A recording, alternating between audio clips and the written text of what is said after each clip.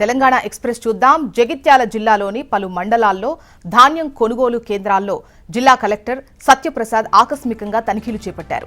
కొనుగోలు కేంద్రాలకు వచ్చిన వరి ధాన్యాన్ని ఆలస్యం చేయకుండా తూకం వేసి మిల్లర్లకు తరలించారని జిల్లా కలెక్టర్ అధికారులకు సూచించారు.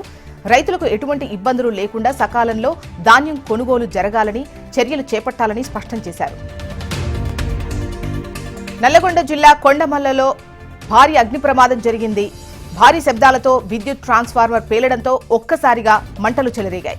దీంతో స్థానికులు భయాందోళనతో పరుగులు తీశారు. దట్టంగా పొగలు వ్యాపించడంతో ఆ ప్రాంతంలో విద్యుత్ సరఫరా పూర్తిగా నిలిచిపోయింది. ప్రమాద సమయంలో ట్రాన్స్ఫార్మర్ దగ్గర ఎవరూ లేకపోవడంతో ఎవరికీ ఎలాంటి ప్రాణహాని జరగలేదని గ్రామస్తులు తెలిపారు.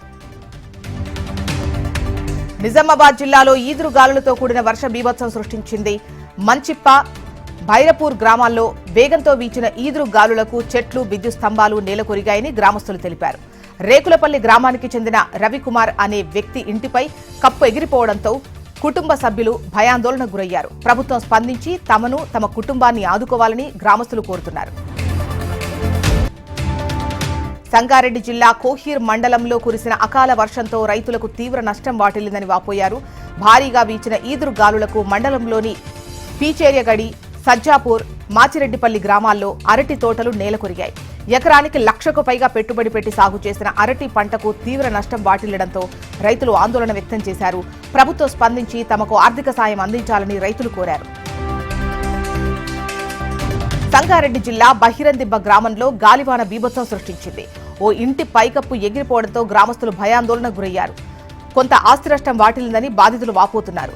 ప్రభుత్వం స్పందించి తమను ఆదుకోవాలని కోరుతున్నారు.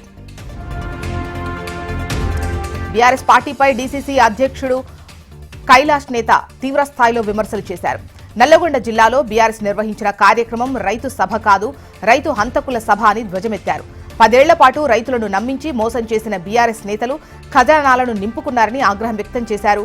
నిరుపేదలకు సన్నబియ్యం అందిస్తూ ఈ ప్రభుత్వం అండగా నిలుస్తుంటే బీఆర్ఎస్ నేతలు ఓర్వలేకపోతున్నారని మండిపడ్డారు. మంచిర్యాల జిల్లాలోని జోడువాగు వంతెనను జిల్లా డీసీపీ భాస్కర్ పరిశీలించారు. వంతెనపై రోడ్డు చిన్నగా ఉండటంతో హెవీ వెహికల్స్ వచ్చినప్పుడు ట్రాఫిక్ సమస్యలు ఏర్పడుతున్నాయని సూచించారు. కాళేశ్వరంలో జరగబోయే సరస్వతి పుష్కరాల నేపథ్యంలో జాతీయ రహదారిపై భద్రతా ఏర్పాట్లు చేయాలని సంబంధిత అధికారులకు ఆదేశించారు. ఎక్కడైతే చిన్న కల్వర్ట్లు, వంతెనలు ఉన్నాయో అక్కడ అవసరమైతే పోలీస్ సిబ్బందిని నియమించాలని కోరారు. అలాగే ట్రాఫిక్ జామ్ కాకుండా నియంత్రణ, భద్రతా నియమాలు చేపట్టాలని డీసీపీ భాస్కర్ స్పష్టం చేశారు.